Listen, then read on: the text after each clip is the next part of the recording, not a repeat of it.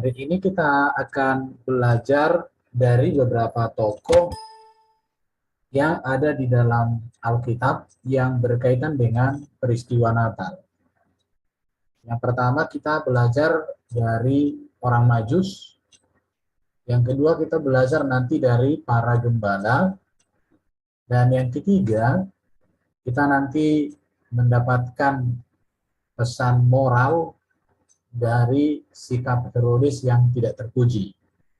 Ada pesan-pesan yang bisa kita petik dari kehidupannya. Yang pertama kita akan berbicara tentang siapa orang Majus, sebagaimana tertulis di dalam Matius pasal 2 ayat 1 sampai dengan ayat 12. Apa pesan rohani yang dapat kita teladani dari kisah orang Majus ini di dalam mereka bersikap atau menyambut atau berlaku bersikap terhadap sang berita Natal atau sang Injil, itulah Yesus sendiri. Kalau kita mau belajar tentang orang Majus, sebenarnya tidak ada data yang menjelaskan secara rinci tentang kehidupan orang Majus ini. Saya coba mencari di beberapa data, belum saya temukan data yang menjelaskan siapa orang Majus ini, siapa namanya, bagaimana keadaan keluarganya, dan lain sebagainya. Tidak ada yang secara rinci. Dalam teks Yunani, Majus ini dari kata magoi ya. Dalam literatur Yahudi kuno, kata Majus atau magoi ini merujuk pada orang-orang yang dianggap tidak baik. Itu kalau berdasarkan literatur orang Yahudi. Ada yang mengatakan bahwa orang Majus ini adalah para peramal, penyihir, ahli gaib katanya ya, atau orang yang menghujat Tuhan, dan mereka ini identik dengan penyembahan berhala. Itu kalau dalam literatur orang Yahudi.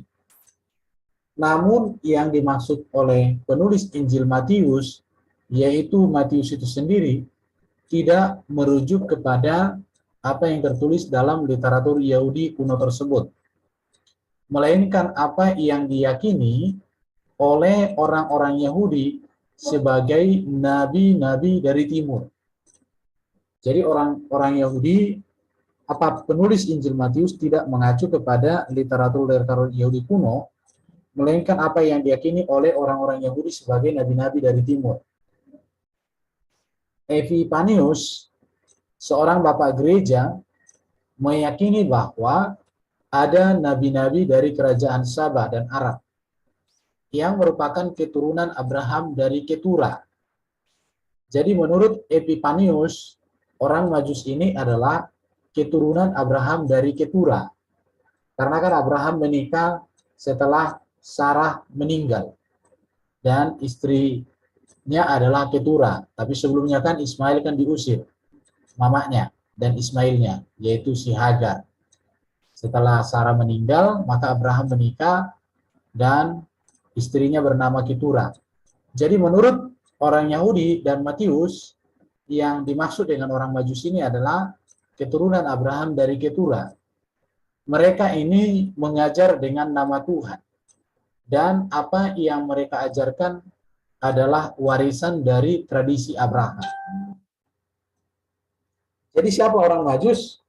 Kalau berdasarkan Bapak Gereja Epipanius, maka mereka ini adalah orang yang percaya kepada Tuhan, yang memiliki iman Abraham, dan mereka ini disebut adalah keturunan Abraham dari Ketura. Itu orang Majus.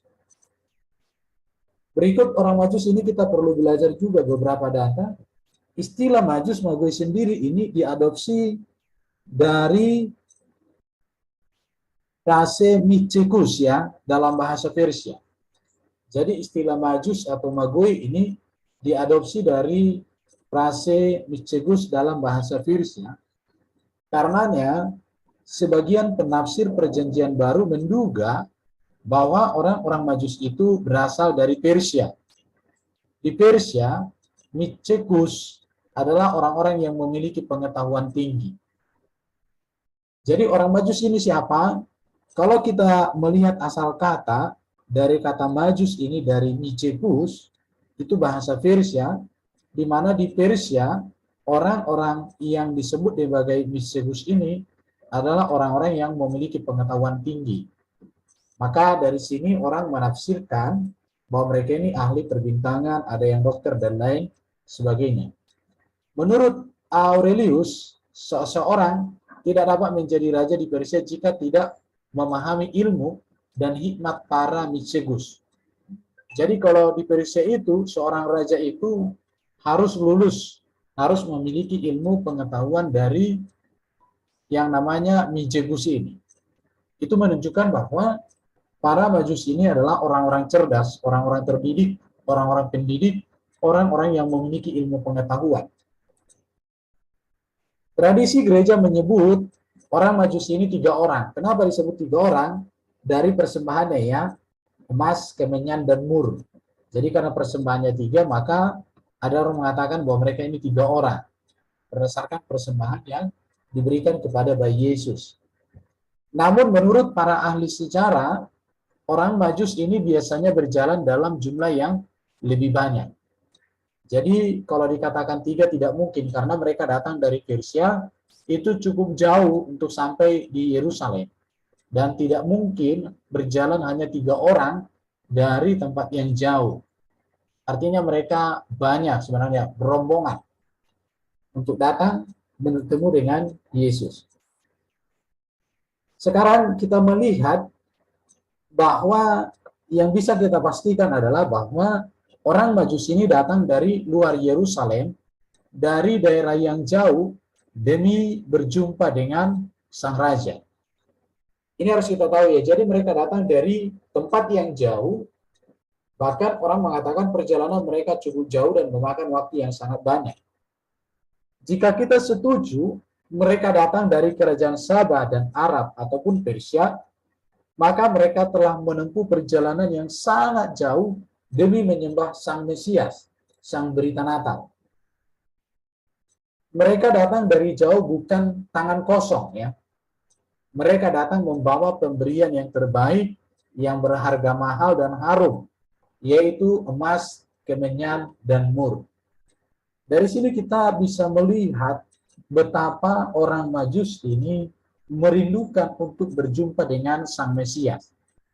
Perjalanan ratusan bahkan ribuan kilometer mereka tempuh dengan waktu yang cukup panjang, tetapi cukup lama.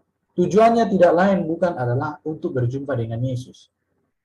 Kalau sekarang kita lihat orang di gereja paling malas ya untuk berjumpa dengan Tuhan atau untuk bersekutu, memuji Tuhan, apalagi kalau datang gerimis, hujan, waduh malasnya.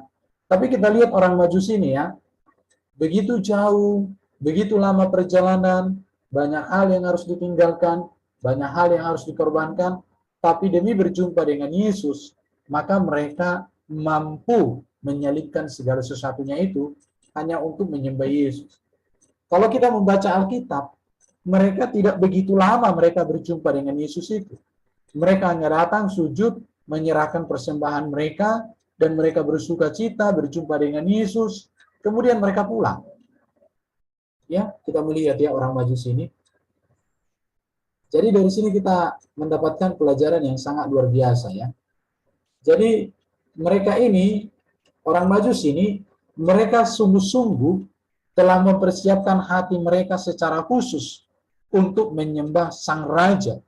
Bukan hanya hati mereka, waktu mereka, tenaga mereka, pikiran mereka, mereka sudah menyediakan secara khusus untuk menyembah Sang Raja dan juga sekaligus memberikan pemberian yang terbaik. Kata menyembah di sini memakai kata proskuneo, artinya menyembah dengan bersujud.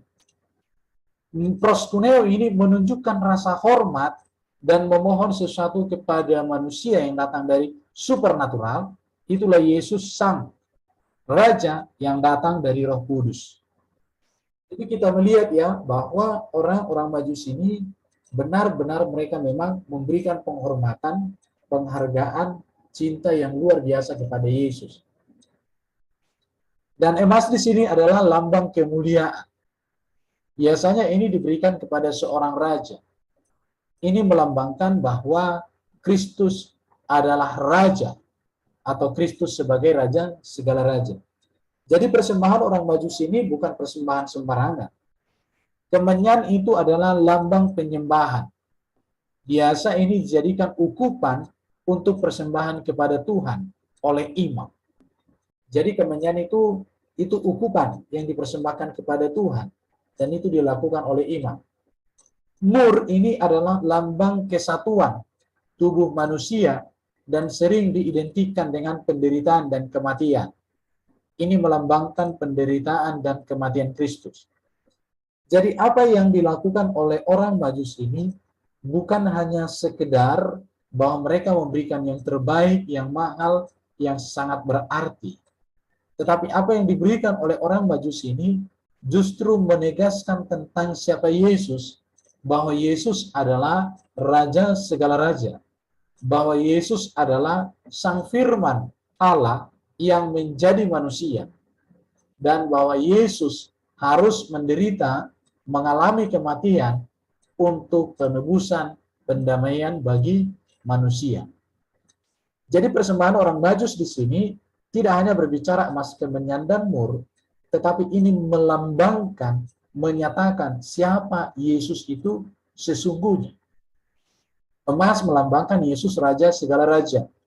Kemenyan itu melambangkan bahwa Yesus adalah Sang Immanuel, Tuhan yang menyertai, Sang Firman yang menjadi manusia. Mur ini melambangkan tentang bahwa Yesus menderita, mati, bangkit bagi penebusan, bagi pendamaian, bagi keselamatan kita. Sekarang kita lihat lagi pesan rohani dari kisah orang Majus ini, sangat luar biasa untuk kita ya.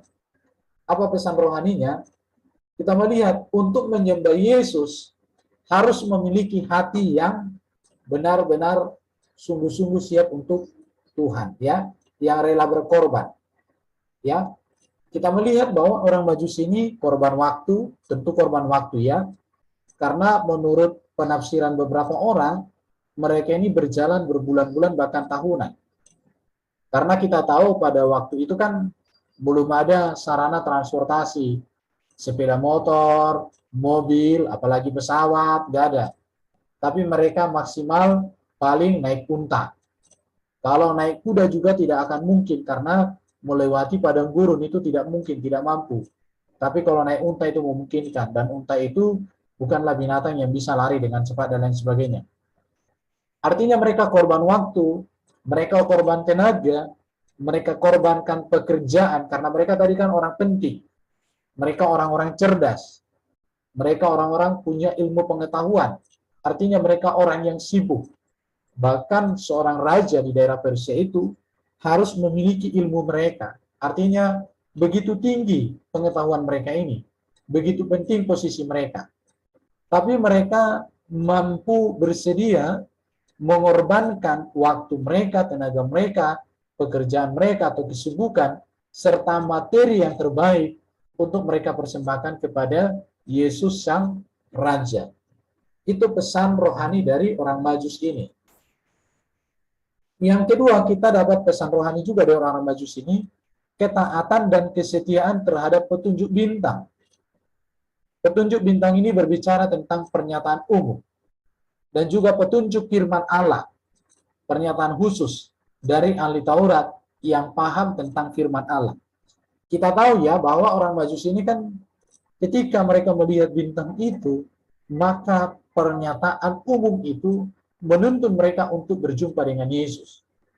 Ini namanya pernyataan umum. Allah menyatakan kuasanya, menyatakan kehendaknya, menyatakan berkatnya melalui pernyataan umum, melalui bintang. Tetapi juga Allah menyatakan kebenarannya melalui firman Tuhan, pernyataan secara khusus. Itulah sebabnya maka orang Majus ketika sudah sampai di Israel, di Yerusalem, maka mereka bertanya, di manakah dia Mesias yang akan dilahirkan? Kami telah melihat bintang. Bahkan mereka mencari informasi kepada Raja Herodes. Sampai akhirnya Raja Herodes mengumpulkan para ahli Taurat, orang-orang yang pintar tentang kitab suci. kemudian dikasih tahu. Dan mereka taat kepada firman Tuhan itu. Ketaatan kepada pewahyuan melalui mimpi untuk tidak kembali kepada Herodes yang jahat dan jahat memberitahukan tentang keberadaan Yesus. Kalau kita melihat kisah ketika Herodes mengumpulkan ahli Taurat, maka dia berpesan kepada orang Majus ini, kalau kamu sudah ketemu dengan sang raja itu, maka beritahukanlah kepadaku, supaya aku pun datang menyembahnya, katanya. Tetapi sebenarnya Herodes itu memiliki niat jahat, ingin hendak membunuh atau mematikan Yesus. Di situ. Tetapi atas petunjuk Tuhan melalui mimpi, melalui pewahyuan dalam mimpi, maka Herodes orang Majus ini taat dan tidak mereka mau memberitahukan di mana sang Mesias, sang raja itu dilahirkan. Jadi di sini kita belajar tentang ketaatan ya, bahwa orang Majus ini lebih takut kepada Tuhan daripada pemimpin dunia. Bahkan Herodes itu nanti akan kita bahas materi terakhir, bahwa Herodes itu seorang raja yang sangat jahat. Tapi mereka tidak takut dengan raja yang jahat. Rasa takut mereka pada Tuhan lebih tinggi daripada rasa takut mereka kepada Herodes. Jadi kita belajar dari orang Majus ini, ketaatan kepada Tuhan melebihi ketakutan mereka kepada Raja Herodes yang jahat dan sadis. Takut akan Tuhan lebih tinggi daripada takut kepada penguasa dunia yang duniawi. Ini pesan rohani dari kisah orang Majus melalui berita Natal kepada kita. Yang pertama, kita harus menghormati Yesus. Yang pertama, kita harus mengikuti kehendak Tuhan atau kebenaran Tuhan. Pedoman hidup kita itu harus berpedoman kepada apa yang Tuhan nyatakan tentang dirinya dan juga apa yang Tuhan nyatakan tentang melalui firman Tuhan di situ. Jadi kita belajar tentang ketaatan dari orang Herodes, kecintaan kepada Yesus, kehormatan kepada Yesus lebih tinggi daripada segala-galanya. Itu menjadi pembelajaran bagi kita dari seorang raja, seorang Majus ini, kelompok orang Majus. Yang berikut, kita juga perlu belajar dari para gembala terhadap berita Natal. Jadi kalau orang Majus, mereka datang dari jauh, mereka mengorbankan segala sesuatu, karena bagi mereka sangat penting untuk menyembah, sangat penting untuk memberikan yang terbaik, bahkan sangat penting untuk menyaksikan kebesaran Allah melalui Sang Mesias, dan kemudian hal itu mereka lakukan. Sekarang kita melihat dengan para gembala, bagaimana sikap mereka terhadap berita Natal itu. Kita melihat ya, siapa para gembala ini? Menurut penafsir,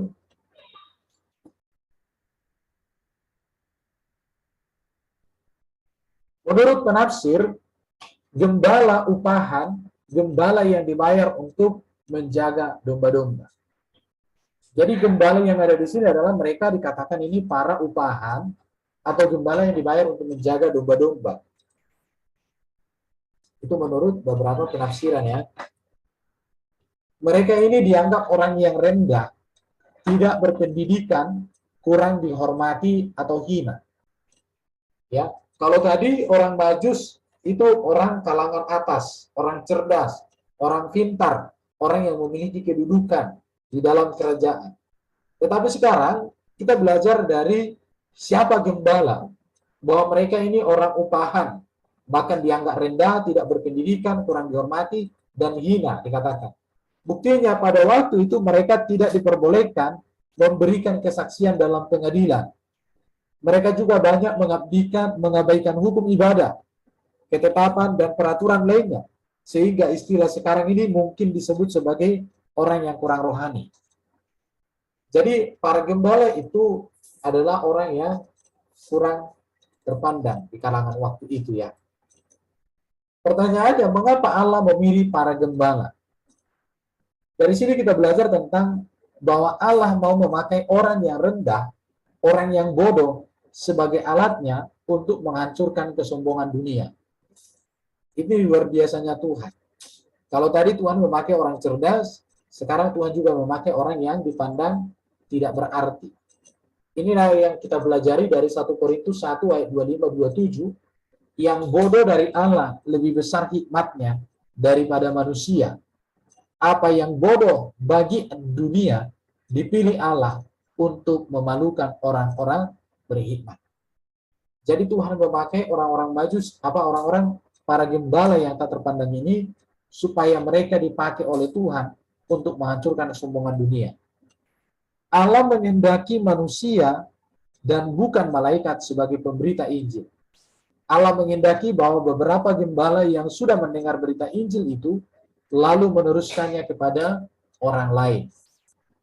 Jadi Tuhan memakai para gembala.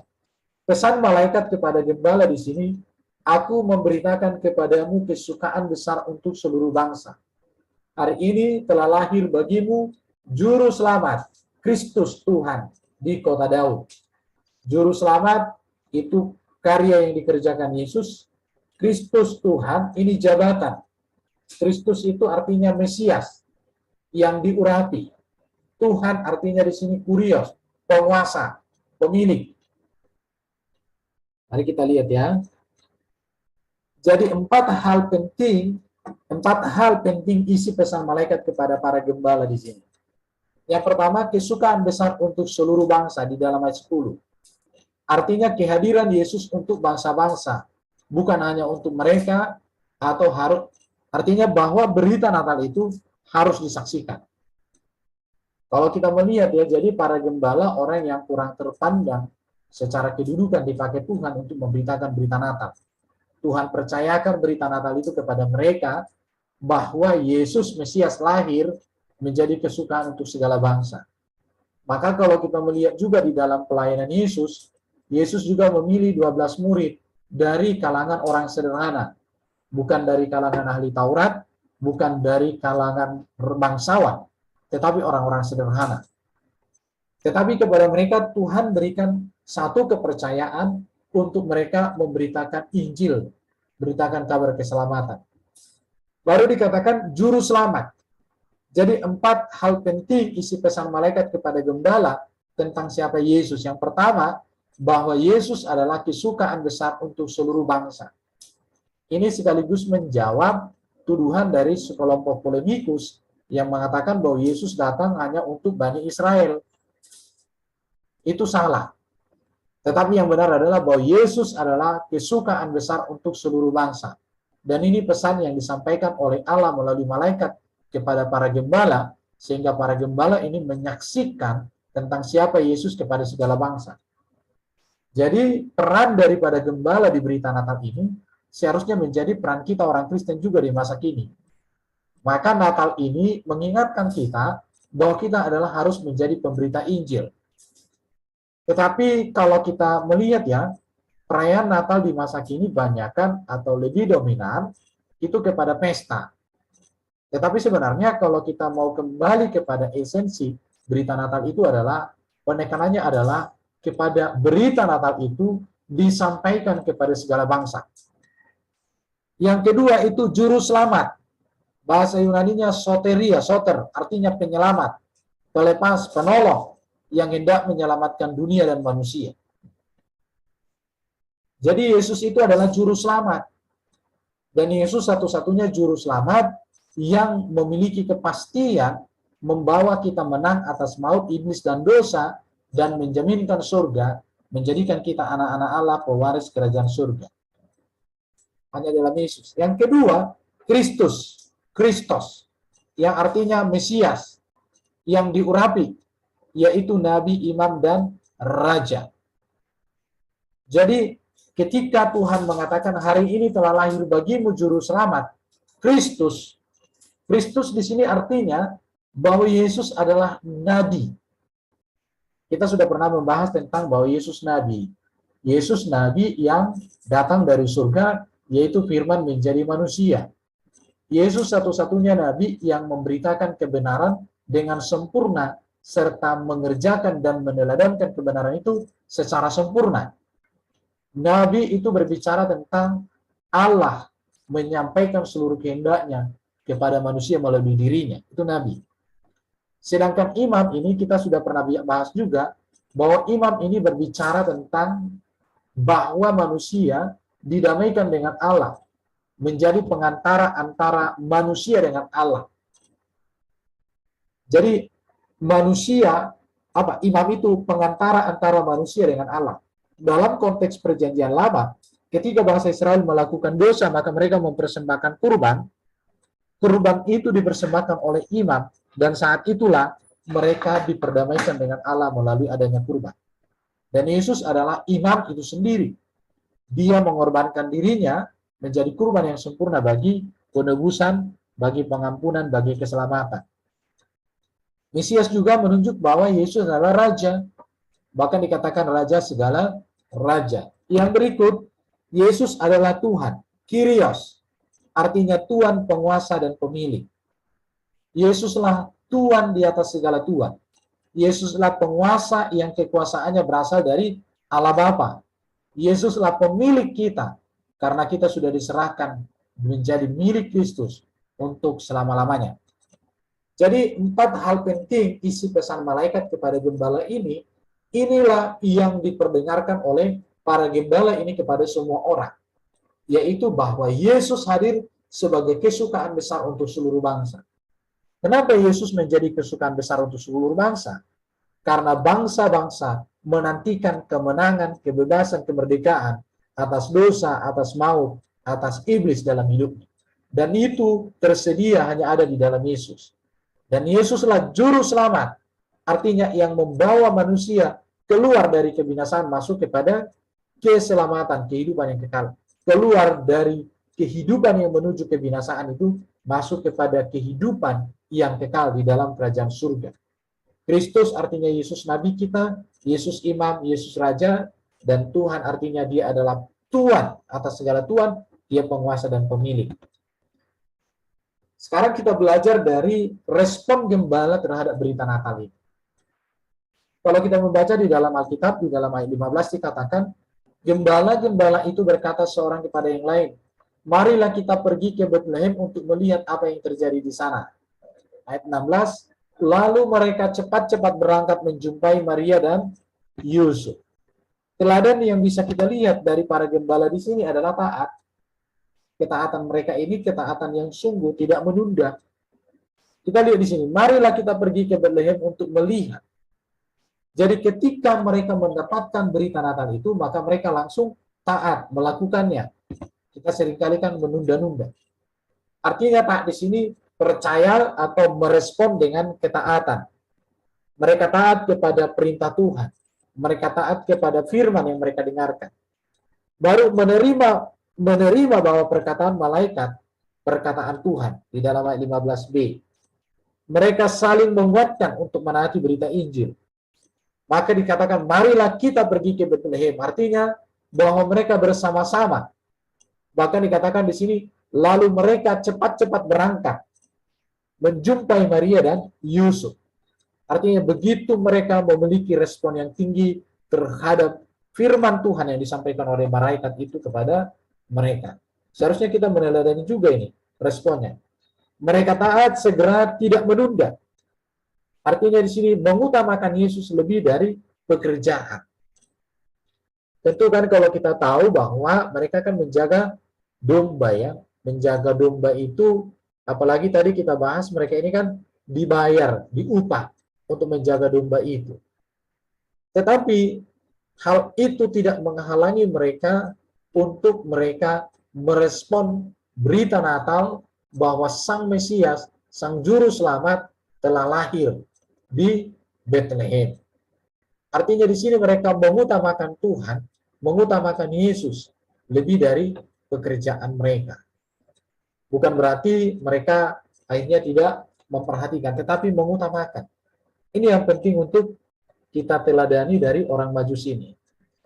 Mari kita melihat juga respon mereka terhadap berita Natal itu dalam ayat 17. Mereka memberitahukan apa yang dikatakan kepada mereka tentang anak itu. Ayat 20, kembali sambil memuji dan memuliakan Allah. Respon para gembala yang pertama tadi ketaatan, yang kedua adalah bersaksi. Kabar baik itu kebutuhan utama semua orang. Jadi ini harus kita pelajari dari gembala ini ya. Mereka menyadari bahwa kabar baik, kabar Natal itu adalah kebutuhan utama semua orang. Maka kabar baik ini tidak mereka pendam.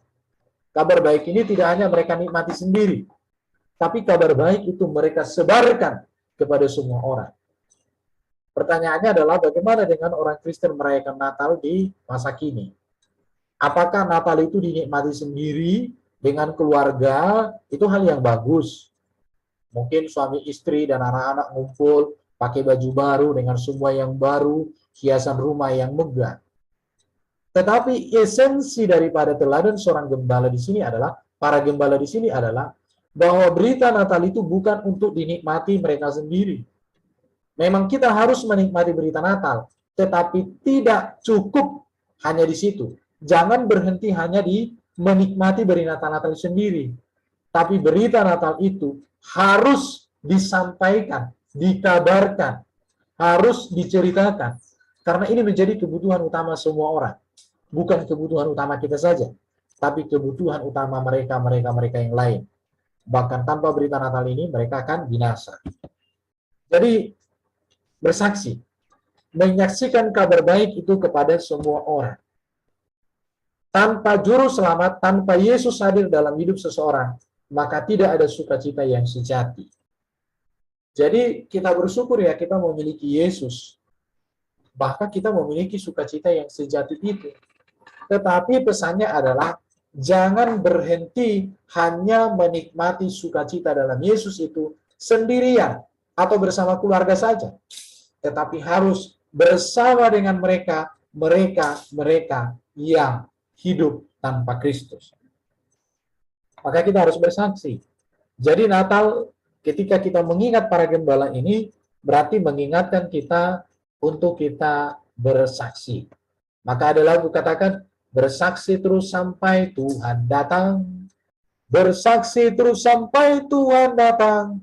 Bersaksi, bersaksi, bersaksi, haleluya. Bersaksi terus sampai Tuhan datang. Jangan berhenti pada kita kabar gembira ini.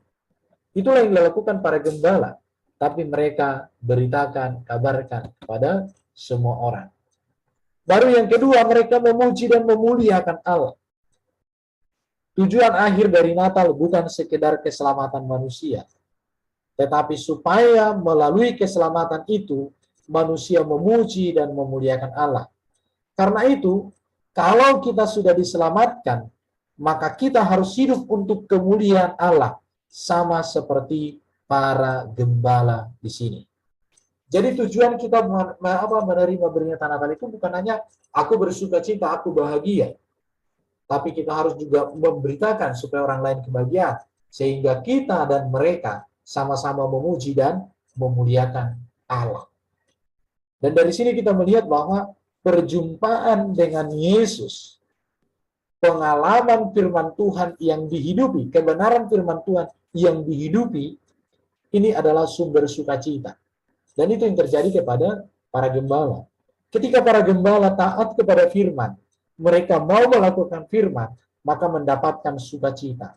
Dan mereka memuji-muji Tuhan. Dan ini yang harus terjadi dalam diri kita. Dan ini juga harus terjadi pada mereka-mereka yang ada di luar sana.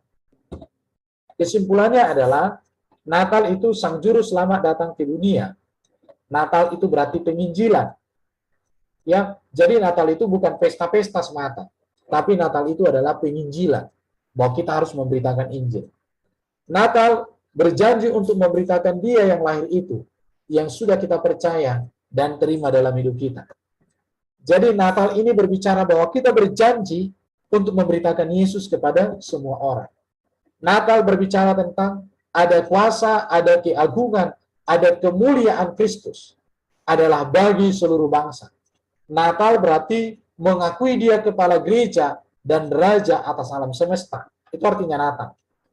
Jadi Natal itu jangan berhenti hanya pada pesta, makan-makan, ada kegiatan, ada drama, ada liturgi, acara ibadah yang megah, hiasan yang megah. Bukan itu. Ya, Natal, Dia Raja segala raja, rela merendahkan dirinya untuk menjadi juru selamat kita dan mengangkat kita dari lumpur dosa. Itu artinya Natal. Natal adalah adanya dorongan kuat di dalam hati untuk menyaksikan Injil kepada mereka yang belum mengalami kasih Yesus itu. Ini Natal, ini esensi Natal yang harus kita pegang. Kedamaian bagi seluruh dunia hanya bisa dialami oleh orang-orang yang meninggikan dan memuliakan Allah yang bertata di tempat yang maha tinggi. Jadi tidak ada kedamaian tanpa keintiman dengan Tuhan.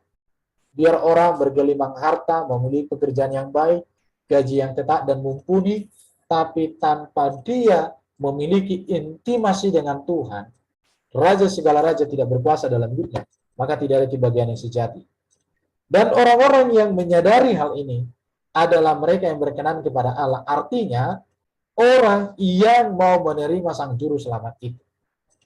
Jadi hanya orang yang menerima Juru Selamat, Sang Juru Selamat Yesus, yang mengalami kebahagiaan yang sesungguhnya. Natal berarti komitmen yang diperteguh untuk menyimpan dan merenungkan firman Allah.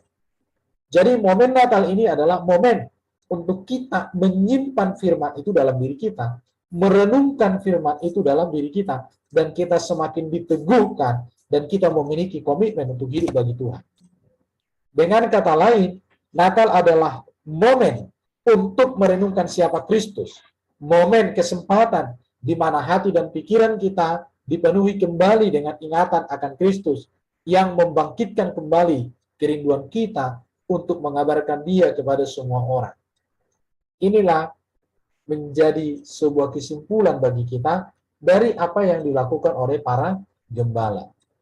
Jadi orang Majus dan para gembala itu adalah tugas atau teladan gereja di masa kini. Orang Majus itu berbicara tentang menyembah Tuhan, kerinduan untuk mengalami berjumpa dengan Kristus. Para gembala adalah orang yang punya beban untuk menyaksikan kebenaran kebesaran Kristus kepada semua orang. Dua peran ini harus kita lakukan dalam diri kita. Tetapi kalau sekarang kita akan berbicara tentang Herodes, maka ini kebalikan dari dua orang tapak, dua kelompok tadi.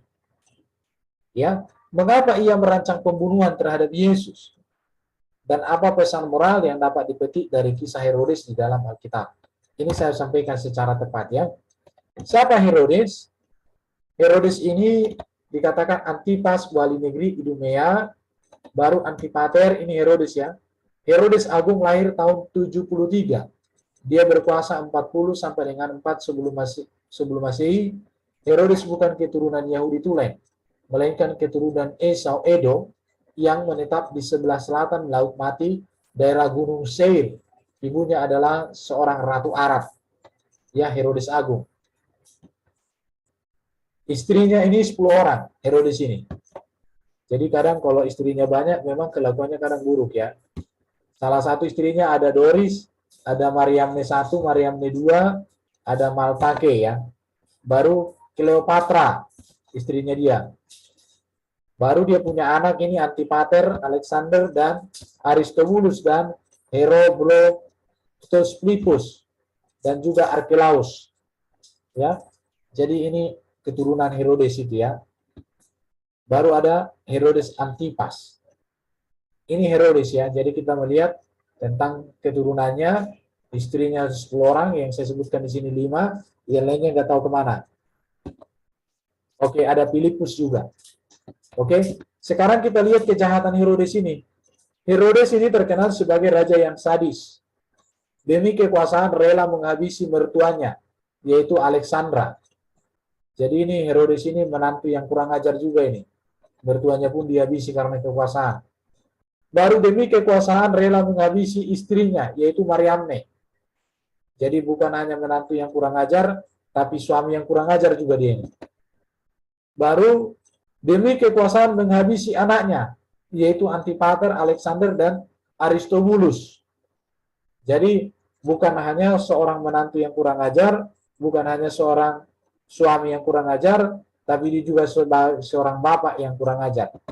Ya, siapapun yang ketahuan menjadi ancaman bagi kekuasaannya, ia bunuh. Ini Herodes ini sangat sadis. Ya, kita melihat ya betapa jahatnya Herodes ini ya. Tetapi kita lihat bagaimana kasih karunia Tuhan kepadanya, tapi dia tolak. Herodes ini melakukan pembangunan bait Allah hanya untuk menarik simpati dan kekuasaan, bukan untuk ibadah, bukan ibadah kepada Tuhan. Dia memang membangun bait Allah, tetapi untuk menarik simpati. Ya, untuk mengamankan kekuasaan ia bersekutu dengan penjajah. Sifat kecurigaan Herodes ini terungkap baik dalam peristiwa kunjungan orang Majus dan pembunuhan anak-anak di Bethlehem.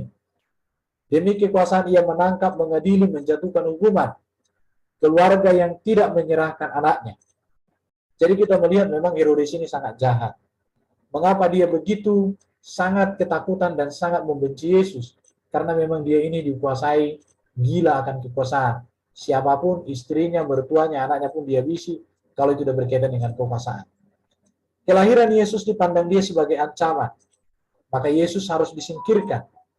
Dan ia mengalami kecemasan yang paling hebat dalam hidupnya ketika dia tahu bahwa Sang Mesias hadir. Maka dia mau bunuh. Akhirnya semua anak-anak usia 2 tahun ke bawah yang ada di daerah di mana Yesus tinggal pada waktu itu dibunuh sama dia. Ya, kecurigaan yang terakhir ini berkembang membuat Herodes ini menjadi gila.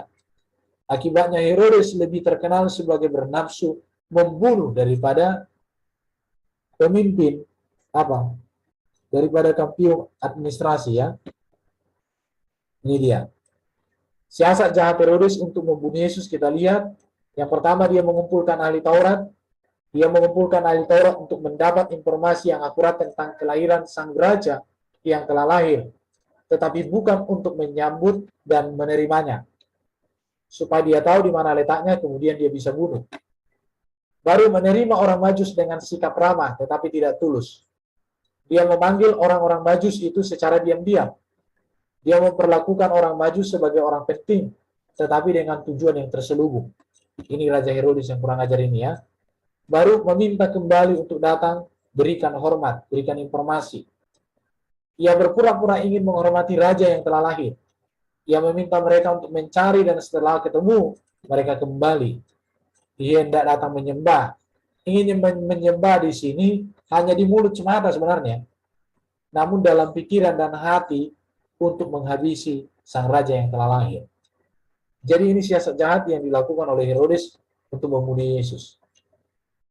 Pesan moral dari kisah hidup Herodes ini bagi kita. Yang pertama, jangan mencintai kekuasaan, jangan mencintai tahta, jangan mencintai uang, harta, melebihi Tuhan dan keluarga. Herodes ini mencintai keuangan, mencintai tahta, kekuasaan, melebihi Tuhan, bahkan melebihi keluarga. Jangankan melebihi, sama nilainya pun sudah tidak benar ya.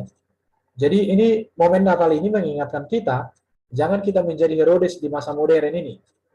Jangan kita mencintai tata, uang, harta, melebihi Tuhan, melebihi keluarga.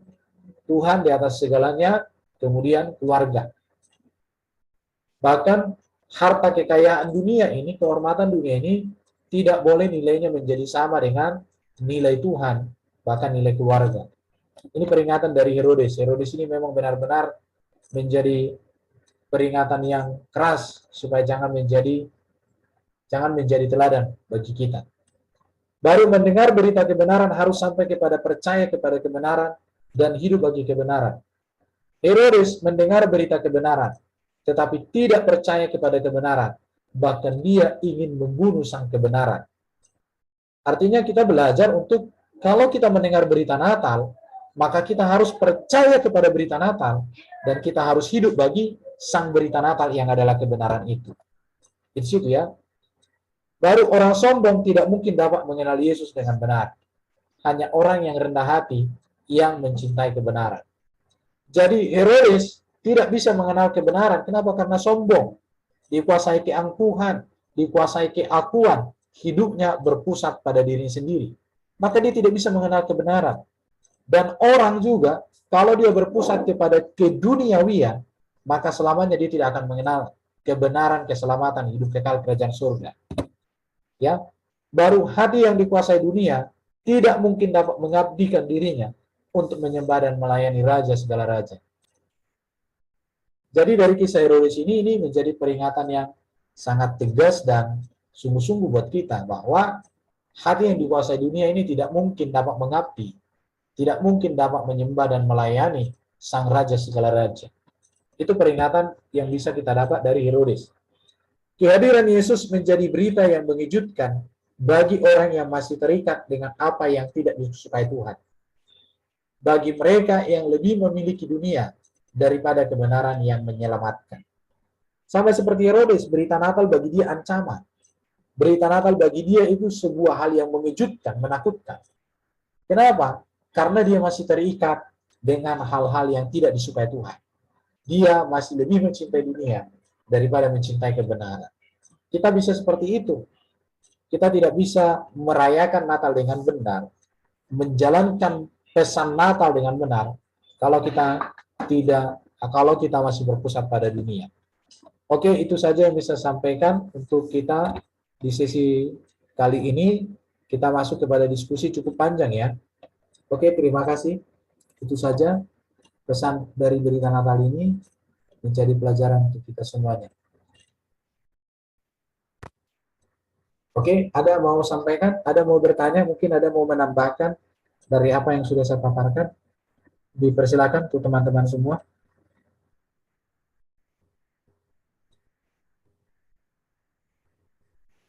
Halo. Iya, Pak. Nah, banyak sekali ya. Pikir dulu. Hampir Iya, shalom Pak. Iya, ya. Saya mau tanya Pak. Berarti kita merayakan Natal itu bukan yang tadi Bapak bilang kan bukan pesta. Maksudnya membuat kita juga harus berubah menjadi lebih baik ya dalam kehidupan kita sehari-hari. Begitu nggak Pak? Karena kan maknanya kan luas gitu ya. Dari arti kelahiran Tuhan Yesus itu ya Pak ya. Ya, betul. Tapi itu juga ya Pak, Raja Herodes juga itu sebenarnya kalau kita nggak ngerti kan yang kita tahu dia itu jahat. Iya. Tapi seperti yang Bapak juga tadi bilang bahwa kita juga harus mencontoh dia dari sifat-sifat jeleknya ya, bahwa kita itu jangan seperti itu, gitu kan Pak ya? Artinya gini, kita tidak boleh meneladani Herodes. Iya betul. Mengapa Herodes itu dicatat di dalam Alkitab? Karena Alkitab ini kan gini, Alkitab ini mengisahkan manusia yang benar dan manusia yang buruk. Manusia yang benar menjadi teladan, tapi manusia yang buruk menjadi peringatan. Jadi apa yang dilakukan oleh Herodes itu menjadi peringatan bagi kita. Supaya kita menjadi pribadi jangan lagi seperti Herodes. Sebenarnya Herodes itu paling punya kesempatan sangat besar untuk memuji, memuliakan, dan menerima keselamatan. Karena dia seorang raja. Tapi karena dia dikuasai oleh dunia, dikuasai oleh dirinya, maka dia buta akan kebenaran. Jadi orang-orang yang terikat, terpusat pada dunia, tidak akan mampu menerima Yesus menjadi Mesias, Raja dalam hidupnya. Tidak akan mampu. Itu pesan yang bisa kita petik dari kisah hidup Herodes yang dicatatkan di dalam Alkitab tersebut. Seperti itu. Pak Erben. Pak. Iya, duluan Bu Ana. Iya, silakan Bu. Iya, Bu Ana. Pak, iya. Berarti Raja Herodes itu dikasih kehendak untuk memilih juga ya Pak? Maksudnya dia memang dikeraskan hatinya sama Tuhan Pak? Gitu. Kalau kita melihat dari kisahnya ini memang bahwa Herodes sejak semula kan dia tidak pernah mengharapkan kedatangan Mesias. Maka ketika dia tahu bahwa Mesias sudah lahir, maka dia akan membuat siasat. Memang dia panggil orang Majusi itu, dia panggil ahli Taurat supaya ahli Taurat ini memberikan informasi yang jelas tentang kelahiran dari Sang Mesias. Tetapi yang ada dalam dirinya adalah bahwa dia hendak ingin membunuh Sang Mesias itu. Jadi ini yang namanya apa? Manusia bermuka dua. Di depan orang Majus, dia katakan aku mau menyembah Yesus. Tetapi pada dasarnya di dalam hatinya, dia ingin membunuh. Tetapi ketika orang Majus itu tidak kembali kepada dirinya, akibatnya dia akan membuat apa? Mandat, membuat satu keputusan. Semua anak yang usia 2 tahun ke bawah harus dibunuh.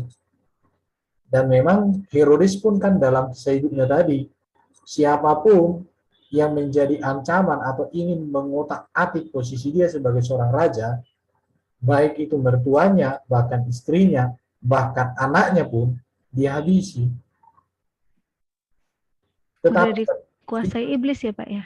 iya, Oh, di sini kita iya. melihat gini ya, kita melihat di sini bahwa Allah Bapa di surga masih berkemurahan untuk dia supaya dia bisa bertobat dari hidupnya, tapi tidak bisa.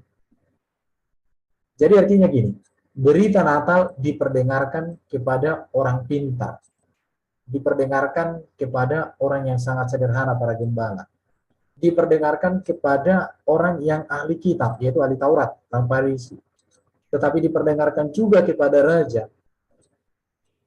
Tetapi sayang ya, yang merespon hanya orang Majus, para gembala, tapi tidak dengan para ahli Taurat dan Herodes. Bahkan kemudian ahli Taurat lah kan yang menyalibkan Yesus. Di situ. Ya. Berarti kesimpulannya Herodes itu mempunyai roh ketamakan ya Pak ya, keserakahan dalam dirinya ya. Iya, dia Benar ya, dikuasai Pak? oleh dunia. Jadi tidak bisa memberikan tempat utama bagi dirinya untuk Yesus, tidak bisa. Iya, Ya kita, karena adanya roh ketamakan itu ya Pak, keserakahan dalam dirinya ya. ya kita pun seperti itu ya. Kalau hidup kita dikuasai oleh ego kita, maka selamanya kita tidak bisa menempatkan Yesus sebagai raja. Betul Pak. Banyak orang sekarang kan ingin menjadikan dirinya raja, Yesus malah jadi hamba. Makanya dalam doa-doa pun Yesus itu jadi hamba. Nah, udah pernah saya kasih contoh ya. Tuhan, jagailah rumahku. Tuhan, jagai anakku. Tuhan, jagai usahaku. Iya Pak. Apa? Iya benar Pak. Harusnya kan anakku dan semua usaha ini adalah milikmu. Aku serahkan itu untuk kemuliaan namamu.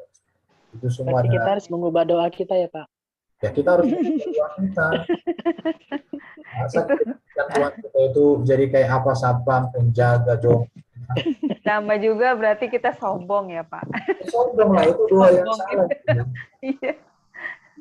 Sifat sombong, sifat ego, sifat tamak itu benar-benar nggak bisa kita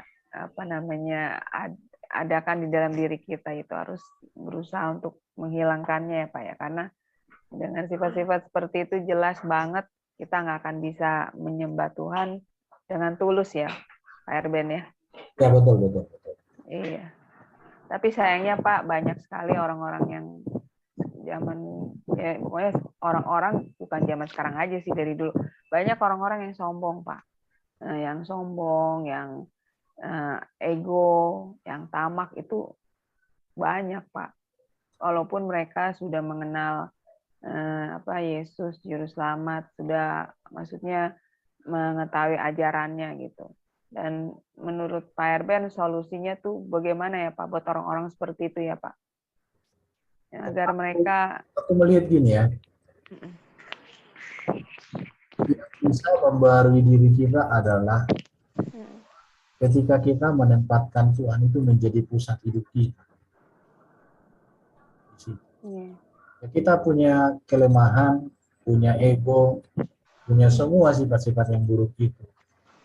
Dan itu hanya bisa ditekan, itu bisa dikalahkan jika kita benar-benar menempatkan Yesus itu sebagai pusat hidup kita. Dan setiap hari kita memberikan kesempatan buat dia mengevaluasi diri kita. Melalui renungan, melalui saat teduh. Hanya melalui begitu. Iya benar ya Pak ya. Jadi tempatkanlah Yesus itu menjadi Kristus, Kurios, penguasa, Tuhan. Berarti kita pasti akan bisa merubah, maksudnya diri kita bisa berubah ya Pak? Pasti Dengan bisa begitu berubah. ya? Pasti bisa. Iya. Nah, Dengan karakter firman Tuhan ya Pak, dengan firman Tuhan juga ya, dengan persekutuan yang erat dengan Tuhan bisa merubah kita ya Pak Erben ya. betul betul. Kuncinya ya itu ya Pak, solusinya kuncinya itu. Tuh. Nah, Tapi banyak ya. kalau aku melihat ya dari 3 kelompok tadi itu ya, 3 kelompok sebenarnya. Jadi kalau kita mau belajar dari orang Majus, maka kita dapatkan sebuah ketaatan, sebuah cinta, sebuah kesungguhan ingin mengenal Yesus itu pada mereka. Mereka datang itu ribuan kilometer loh itu. Bahkan mengapa Raja Herodes membunuh anak kecil 2 tahun ke bawah? Karena perkiraannya orang Majus itu menempuh perjalanan itu tahunan untuk berjumpa dengan Yesus. Itu Yesus itu sudah usia sekitar 2 tahunan. Jadi artinya mereka memang benar-benar menempuh perjalanan itu hanya karena melihat sebuah petunjuk pernyataan Allah melalui bintang, pernyataan umum, pakai alam. Dan orang Majus ini karena orang cerdas, maka mereka tahu bahwa itu sesuatu yang berbeda, yang perlu untuk mereka ketahui. Jadi Allah berbicara kepada mereka melalui keahlian mereka, melalui kemampuan berpikir mereka untuk melihat fenomena alam. Tetapi itu sebagai pembuka kepada kebenaran yang sesungguhnya, sehingga mereka kan sampai, ketika mereka sampai di Yerusalem kan, mereka bertanya di manakah dia raja orang Yahudi yang akan dilahirkan. Akhirnya Raja Herodes mempertemukan dia dengan orang Majus ini, dipertemukan dengan ahli Taurat. Ahli Taurat memberikan pernyataan Allah secara khusus melalui kitab suci, dan akhirnya ketemulah. Jadi mereka menjadi pelajaran juga bagi kita tentang bagaimana kita merespon Sang Natal itu, bagaimana kita mencintai Yesus, bagaimana kita rela berjumpa dengan Dia, bagaimana kita datang memberikan, menyediakan yang terbaik. Kalau dari para gembala tadi, kita melihat ya, bahwa mereka mendapatkan berita itu, walaupun mereka bukan orang yang terhormat, tetapi mereka diberikan Tuhan kehormatan yang luar biasa untuk menyaksikan Sang Mesias, untuk mengenal Sang Mesias. Bahkan mereka lah pemberita Sang Mesias yang boleh dikatakan pertama sekali. Sehingga melalui kesaksian mereka kan banyak orang akhirnya mengerti bahwa Yesuslah kebenaran yang sesungguhnya. Tuhan memakai orang-orang sederhana untuk menjadi alat menyaksikan kebesarannya. Dan kita bagian dari situ. Iya, Pak Erben. Ya. Tetapi banyak orang yang lebih, maksudnya kayak kematian Tuhan Yesus ya, hari Paskah itu orang lebih ke situ daripada ke hari kelahiran ya. Kalau kelahiran kebanyakan orang pesta ya. Tapi kalau pas kematian itu baru kita merasakan betapa besar ya pengorbanan Tuhan gitu. Dari kita lihat filmnya, itu kan sedih gitu ya Pak ya. Tapi kalau hari kelahiran kan orang ya kebanyakan merayakan seperti Kurang pesta. paham ya. Kurang paham Iya, ya. maknanya gitu loh Pak. Maknanya ya kurang mengerti. Padahal sebenarnya sama ya Pak ya. Sebenarnya sama. Jadi gini ya, Sama. karena gini, di berita kelahiran, itu kan berita tentang siapa Mesias, siapa Yesus. Iya, betul. Berita Paskah itu berbicara tentang siapa Yesus yang diberitakan dalam berita Natal itu digenapi pada kematian ini. Iya. Makanya tadi kan seperti yang saya bilang tadi, persembahan emas, kemenyan, dan mur. Emas itu menunjukkan Yesus sebagai Raja.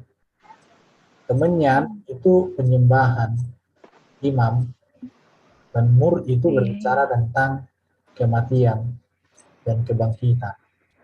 Jadi sebenarnya bahwa berita Natal itu tidak bisa dipisahkan dari berita Paskah. Karena Paskah sebenarnya sudah diberitakan dalam berita Natal. Cuman kalau di Natal itu berita Paskah itu berita yang akan terjadi. Dan itulah yang digenapi di Paskah. Jadi menurut saya ya, menurut pemahaman saya sebenarnya perayaan Natal bukan pada pesta, tapi kepada pengenalan kepada Sang Mesias yang nanti puncaknya ada pada peristiwa Paskah. Situ. Pak, ini ada Tapi kalau pertanyaan dari Pak Mas Dede. Oh iya. Iya.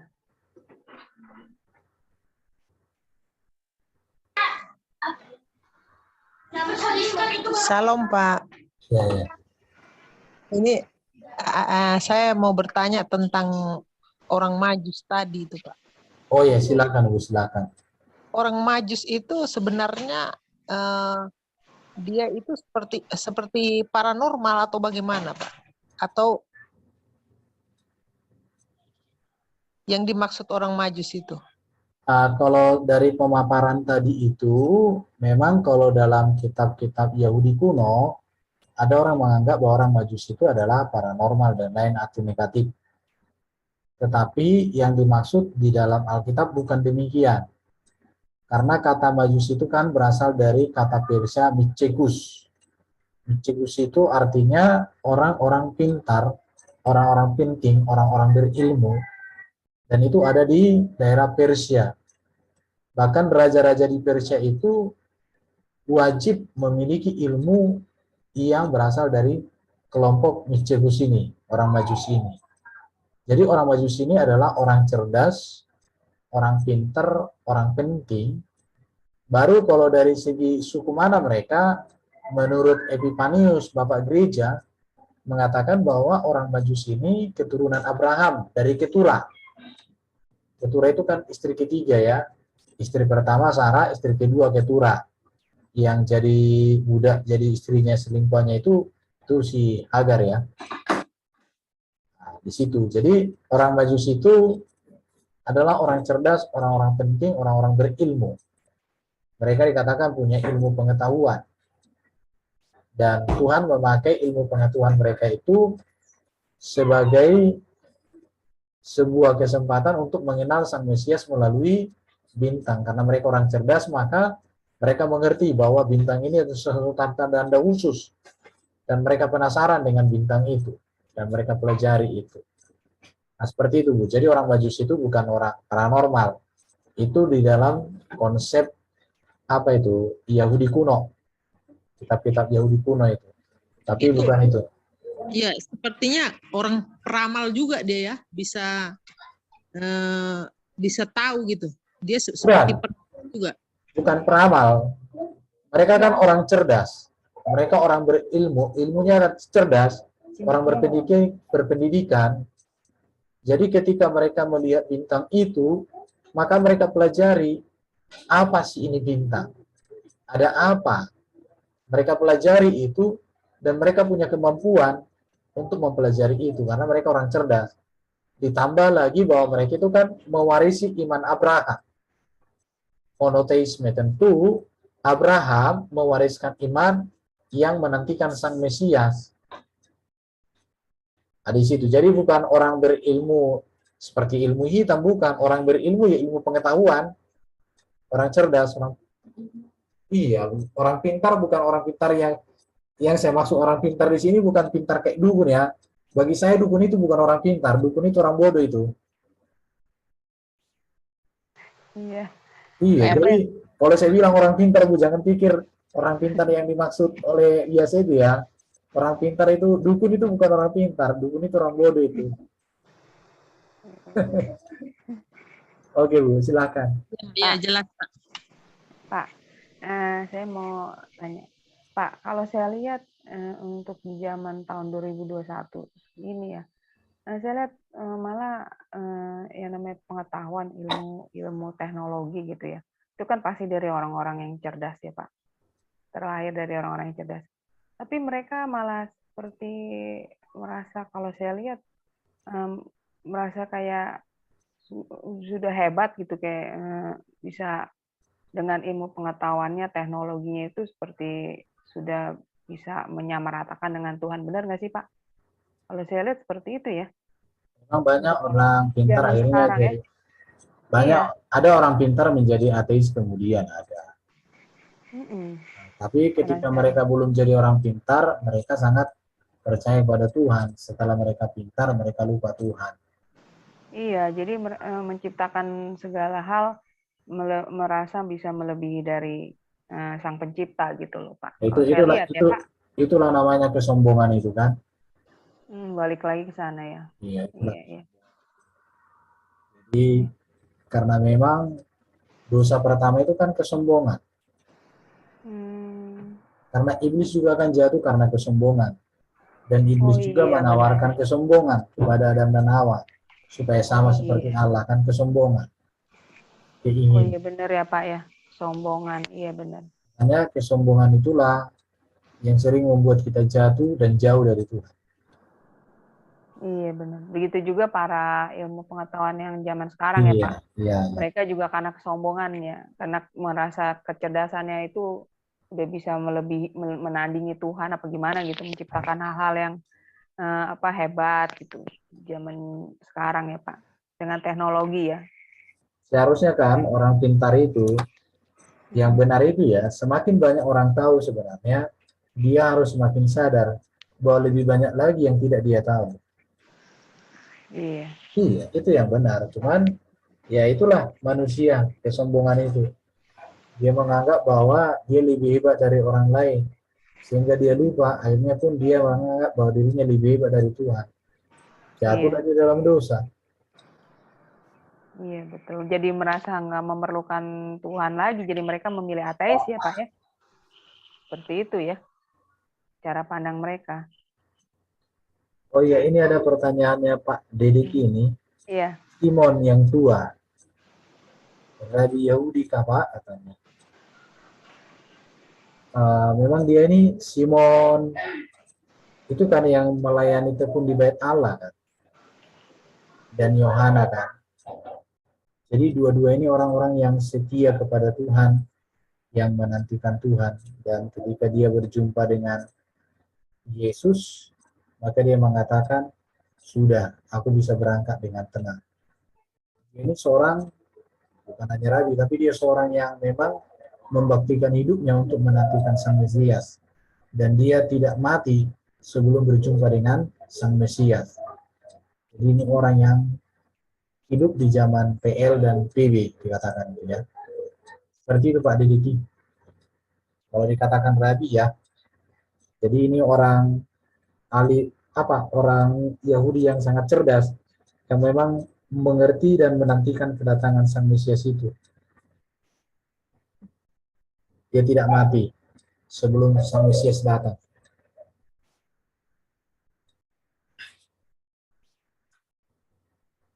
Oke, ada lagi mungkin mau sharing atau mau menambahkan, silakan.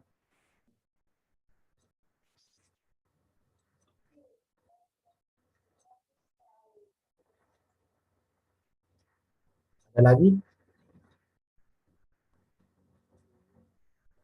Kak Erben, Yo, saya mau tanya yang ini Pak, yang kesimpulan-kesimpulan tadi.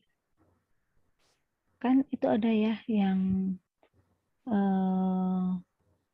Natal adanya dorongan kuat di dalam hati untuk menyaksikan Injil kepada mereka yang belum mengalami kasih Yesus. Itu maksudnya gimana sih Pak? jadi orang Majus kan ketika sudah mendengar berita Natal itu, kemudian mereka taat dan pergi menjumpai Maria.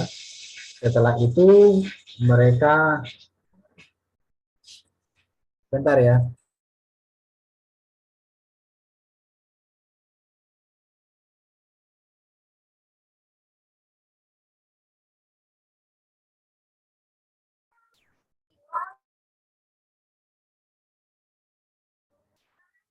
oke ya. Jadi kalau kita melihat orang Majus itu, kan mereka dijumpai malaikat.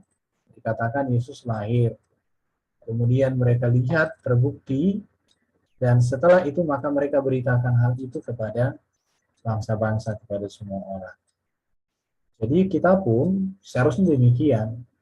Ketika kita sudah menerima berita Natal, mengalami Natal itu sendiri, maka kita tidak cukup menikmati untuk diri kita, tapi kita harus memberitakan kepada semua orang. Karena dikatakan tadi kan kesukaan besar untuk semua bangsa. Artinya berita itu tidak cukup pada kita, dan itu yang dilakukan para gembala itu. Tidak dikatakan bahwa para gembala itu setelah berjumpa dengan Yesus, maka mereka diam, ya sudah terbukti dengan benar. Kita nikmati aja sukacita ini, bukan begitu doang. Tapi mereka perdengarkan berita itu, mereka ceritakan berita itu kepada semua orang. Seharusnya orang Kristen begitu. Jadi ketika kita merayakan Natal, kita sukacita, pulang ke rumah, tidur, ngorok, besoknya jumpa sama orang belum percaya, diam aja, itu namanya nggak merayakan Natal. Karena Natal itu bukan hanya perayaan itu, karena Natal itu bukan hanya ketika para gembala ini berjumpa dengan Yesus, bukan itu. Tetapi ketika apa yang mereka lihat tentang Yesus, apa yang mereka saksikan tentang Yesus, itu mereka hidupi dan mereka ceritakan kepada orang-orang lain supaya orang lain juga memiliki hidup sama dengan mereka. Seperti itu artinya. Iya Pak, terima kasih.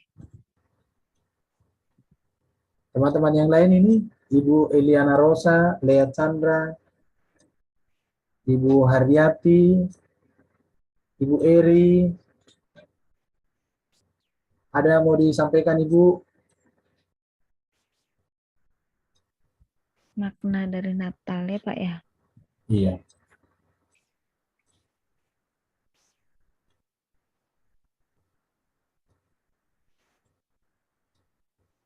Pak, saya mau tanya ini Pak. Saya pikir dulu Tuhan Yesus itu datang untuk bangsa Israel doang loh Pak. Ternyata untuk segala bangsa ya Pak ya. Iya, betul. Jadi untuk segala bangsa, buktinya kan malaikat katakan kesukaan besar untuk semua bangsa. Dan itu disampaikan sebelum Yesus menjadi besar. Bahkan malah pada kelahirannya kan. Karena orang gembala lah yang lebih dahulu melihat tentang kelahiran Yesus itu. Para gembala. Kemudian orang Majus dan yang lainnya. Karena para gembala kan ada di padang. Pak, Yo, tapi umat kesayangan Tuhan itu kan orang Israel ya Pak ya? iya, umat pilihan Tuhan. Iya, pilihan. Jadi gini ya, Israel itu umat pilihan Tuhan, dipilih oleh Tuhan untuk menjadi berkat bagi bangsa-bangsa. Kalau kita melihat sekarang memang secara teknologi ya bangsa Israel menjadi berkat bagi bangsa-bangsa. Karena rata-rata yang menemukan teknologi ini ya orang-orang dari Israel sana, bukan orang Israel ya, orang Yahudi lah. Iya. Oh, yang pintar-pintar itu mereka ya Pak ya? Orang-orang Yahudi, rata-rata semua orang-orang Yahudi yang pintar, yang menemukan penemuan. Pak, Yahudi itu keturunan dari Lea ya? Atau Abraham sih, Pak? Abraham kan? Kalau Yahudi itu kan keturunan dari Yakub. Yakub kan punya 4 istri. Rahel, Lea, dan gundik-gundiknya kan. Iya. Jadi kalau Yehuda itu ya dari yang kakak, karena dari Rahel kan ada Benyamin sama siapa itu ya? Yusuf. Sama Yusuf. Iya. Berarti dari Lea dong ya Pak ya? Lea Iya. kan anaknya banyak. Ya, apa Ya, kita tanyalah Ibu Lea ini. Ibu Lea. ya saya itu Pak. Itu saya. Ibu Lea, Ibu Iya. Ana Pak. Oh. Nanti Ibu Lea harus tahu itu lah. Bisa ditanya lagi ke aku kan. Iya. Saya kemarin enggak, saya kan bingung Pak. Taunya kan Bisa Yehuda dibaca ya. kok di Alkitab itu nanti apa si Ishak Yakub itu yang menikah maka melahirlah ini. Apa di situ itu nanti. Pak, berarti makna dari kelahiran Yesus itu banyak orang yang nggak ngerti dan sedikit ya Pak. Tapi kalau hari Paskah itu maknanya itu saya rasa sih lebih lebih Mudah mendalam, dipahami. lebih mendalam mudah juga dipahami. karena pengorbanannya ya, yang kita tahu pengorbanannya kan begitu ya Pak ya. Iya, iya. Makna Natalnya sendiri kurang paham ya. Kurang Makanya dipahami. ya selama ini kan gereja banyak yang keliru merayakan Natal ya, penekanannya pada pesta. Padahal seharusnya itu penekanannya pada bagaimana jemaat Lebaran. itu berjumpa dengan Sang Berita Natal, plus dan harus mereka menceritakan Sang Berita Natal kepada orang di sekitarnya. Kabar Iya, gembira betul. ya Pak namanya ya Pak. Kabar gembira gitu Iya, ya. betul. Jadi kita harus seperti orang Sukacita. Majus, tidak memendam kebenaran yang membahagiakan itu hanya pada komunitas diri sendiri, tapi harus sampai kepada mereka yang belum. Itu. Pak Erben mau nanya dong, Kak. Ya, Bu. Masih tentang Raja Herodes. Mengapa Raja Herodes itu menganggap bahwa Yesus itu akan mengancam kekuasaannya? Apakah waktu orang Majus itu dipanggil sama Herodes ini, orang Majus itu pastikan menceritakan bahwa yang lahir itu adalah juru selamat gitu, Pak. Jadi Herodes ini kan, pandangannya gimana? kalau Ibu tadi menyimak yang kita lihat materi kita itu ya, Herodes ini memang kan orangnya penuh kecurigaan. Dia sangat mencintai kekuasaannya sebagai seorang raja. Makanya dia bisa bertahan sampai berapa puluh tahun itu menjadi raja. Kenapa bisa begitu? Karena dia pasti menyingkirkan siapapun yang mengancam posisinya. Ketika orang Majus datang, maka dikatakan, di manakah dia Mesias yang dilahirkan, raja orang Yahudi? Mendengar itu ya dia pasti naik pitam dia. Orang istrinya aja ketika itu berkaitan dengan kekuasaannya dia bunuh kok. Mertuanya pun ketika berkaitan dengan kekuasaannya dibunuh. Bahkan 3 orang anaknya dia bunuh sendiri. Karena berkaitan dengan kekuasaannya sendiri. Apalagi datang raja orang Yahudi, namanya Sang Mesias. Jadi dia mau bunuh lah.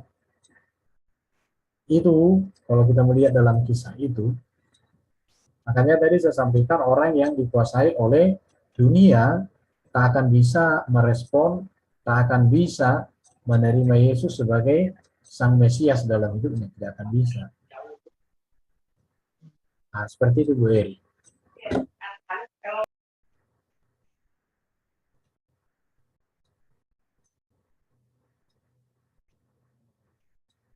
Oke, masih ada kah yang mau sharing atau mungkin menyampaikan sesuatu?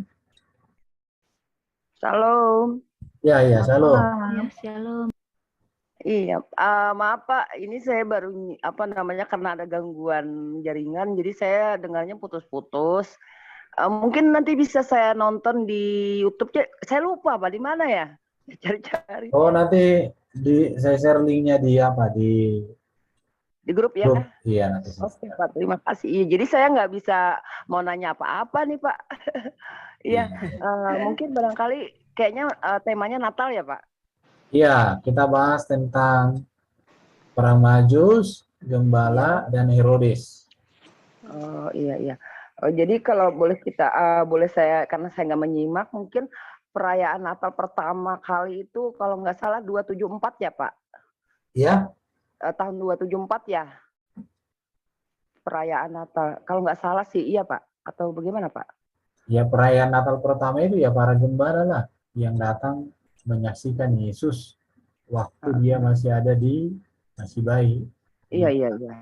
Itulah perayaan Natal. Iya, makanya waktu kan itu yang waktu itu yang hadirkan para malaikat, para gembala hadir di situ, dan itu perayaannya di tempat yang sederhana, tetapi kehadiran kuasa Tuhan, kemuliaan Tuhan, sinar kemuliaan Tuhan nyata di sana, itu perayaan. Nah, kalau secara gerejawi, saya belum tahu kapan dirayakan Natal pertama, karena gereja resmi menjadi sebuah lembaga itu ada pada tahun 300-an. Tahun 300-an ya, Pak Ya, ya? menjadi sebuah lembaga ya, Iya, Pak. lembaga yang diakui oleh negara bahkan menjadi agama negara itu tahun 300 Tahun di 300. Armenia, di Armenia. Iya, Pak. Jadi mereka yang mungkin yang menyerang iman kita gitu ya. Mungkin kata mereka kan kita Natal kita itu dikatakan perayaan Dewa Matahari, begitu salah besar ya, Pak ya? Ya salah besar lah. Karena kan Dewa Matahari, ya mungkin Bapak bisa lebih ini tegaskan lagi, kayaknya perayaan Dewa Matahari kalau nggak salah 325 ya Pak? Jauh sekali Pak ya? Saya kasih contoh aja gini Bu, Ya, betul Pak ya. saya baraknya lahir tanggal 15 Ya. bulan November contoh ya. Ya. Terus ada penjahat lahir tanggal 15 bulan November. Saya merayakan kelahiran saya begitu. Apakah nanti orang bilang, oh perayaan kelahiranmu itu perayaan hari kelahiran penjahat sedunia? Apakah begitu? Iya, berarti beda tahun ya Pak ya, jauh ya. Artinya mereka lebih. Bukan hanya beda, bukan masalah beda tahunnya, beda esensinya, ya, betul. beda peristiwanya, beda oknumnya, beda seremonialnya, semuanya beda. Iya. Kalau tahunnya bertepatan ya sah-sah saja, nggak masalah. Tanggal Natal pun sebenarnya kan itu kan berdasarkan perhitungan bapak-bapak gereja. Dan perhitungan itu tidak bisa dikatakan 100% titik komanya persis sama, nggak bisa. Karena penanggalan pada zaman dahulu itu belum seperti sekarang. Saya kasih contoh Bu ya. Iya, ya. Bapak saya saja tanggal lahirnya itu nggak tahu dia pasti. Kenapa? Karena waktu dia lahir belum ada kalender di kampung saya. Yang diingat orang itu gini, oh dulu bapakmu waktu lahir kata opung gitu ya, waktu itu lagi musim panen. Jadi orang sudah mulai panen 1, 2, 3 di sawah katanya. Oh di kampung saya itu panen itu kira-kira bulan 5 sampai bulan 6. Karena baru 2-3 orang yang panen, berarti di awal-awal lah itu. Oh berarti awal panen sekitar tanggal 20-an bulan 5 lah itu. Karena nanti terakhir habis bulan 6 begitu. Jadi ya diperkirakan dari data-data itu. Iya. Ada catatan yang mengatakan secara gamblang dalam kitab suci atau pada catatan abad pertama yang mengatakan Yesus lahir tanggal 25. Itu perumusan dari bapak-bapak gereja mengacu kepada peristiwa-peristiwa atau data-data sejarah yang ada di kisaran Natal itu. Itu. Iya. Iya Pak, artinya mungkin ya bertepatan dengan ini, mungkin kalau kita analogikan mungkin kalau misal ada waktu di Indonesia ya Pak ya, umpama aja nih dalam era-era artinya belum ratusan atau ribuan tahun lalu, contoh misalnya G30 PKI begitu ya tahun 60 berapa, terus waktu itu saya lahir di saat G30 PKI, nah jadi udah diperkirakan kan, jadi ikut hitungan itu, barangkali begitu ya Pak ya. Iya bisa jadi. Jadi karena kan kita nggak tahu kita lahirnya tanggalnya persis berapa. Tapi ada satu peristiwa yang terkenal pada saat itu. Jadi kamu lahir sekitar 5 hari lah setelah peristiwa itu katanya kan. Kurang lebih ya. Oh akhirnya dicari lah data kan. Oh peristiwa G30 PKI tanggal 30 September. Berarti kalau 5 hari 20, 30, 1 detik. Oh berarti kamu lahir tanggal 4 katanya. Ya udah. Iya Pak, betul Pak. Jadi mungkin kalau orang-orang zaman kuno, maksudnya ya orang Indonesia lah, biasa kan kalau orang-orang tua itu berapa umur ibu, mereka nggak tahu umurnya, tapi dia bilang umur aku sebesar pohon kelapa itu. Waduh susah banget. Itu loh pohon kelapa yang di belakang. Ya, bisa jadi. Akhirnya dicatat lah kan. Pohon kelapanya tingginya berapa puluh meter sih? Baru diteliti lagi. Pertumbuhan pohon kelapa itu kira-kira tahun pertama berapa, tahun kedua berapa. Baru kemudian, oh iya, berarti sekitar sekian tahun lah kamu ya. Udah, betul. Udah, sah. Betul. Makanya begini, yang mau saya tekankan, esensi dari Natal itu bukan tentang hari, tanggal, bulan, dan tahun lahirnya. Itu bukan esensi Natal. Betul. Tapi esensi Natal itu adalah Sang Firman menjadi manusia, Juru Selamat, Pembebas, Kristus Mesias bagi semua bangsa, telah hadir di tengah dunia. Itu esensi. Amin. Amin, Pak. Yes, Pak. Itu Iya, esensinya. betul, Pak. Kalau masalah tanggal itu kan itu hasil dari penelitian data-data sejarah. Dan itu pun tidak bisa dipastikan tanggal 25 malam, teng jam sekian. Nggak bisa. Iya, Itu Pak. kan berasal dari data-data yang ada. Iya, Pak. Betul, Pak. Luar biasa, Pak. Jadi kenapa ya? Ya luar biasa buat saya sih karena lahirnya Sang Mesias itulah perayaan luar biasa buat kita umat Kristiani ya, Pak ya. Jadi Iya, kita iya. tahu gitu loh sejarahnya. Jangan ya sudahlah saya nggak mau terlalu banyak melebar ke sana ke semari. Udah Pak, terima kasih. Nanti saya simak di YouTube-nya aja Pak. Oke, sama-sama Bu, sama-sama. Iya, Tuhan berkati Pak ya. Salam Iya, juga iya. buat teman semuanya. Selamat Ya. Natal, selamat merayakan Selamat Natal buat Natal. teman-teman. Tuhan Yesus Iya, berkati. semuanya ya. Iya, saya Oke, dan jadi bagaimana? Pak Erben, Yuk. satu lagi Pak, satu Ya, lagi. oke, siap-siap. Saya mau tanya, apakah kelahiran Yesus di kandang domba ya Pak, kandang domba ya, di dalam palungan itu mempunyai makna yang mempunyai makna apa enggak Pak itu? Maksudnya kenapa dia dilahirkan di sana gitu loh? Di dalam kandang domba itu di dalam palungan. Apakah itu juga mempunyai makna tersendiri Pak? Ya, Sebenarnya. kalau beberapa pernyataan dari orang memahaminya, itu kan tempat yang sangat sederhana. Dia adalah Sang Mesias, Raja segala raja.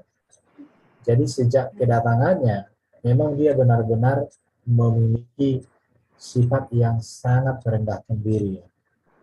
Dan itu nanti puncaknya ada pada kayu salib. Di situ.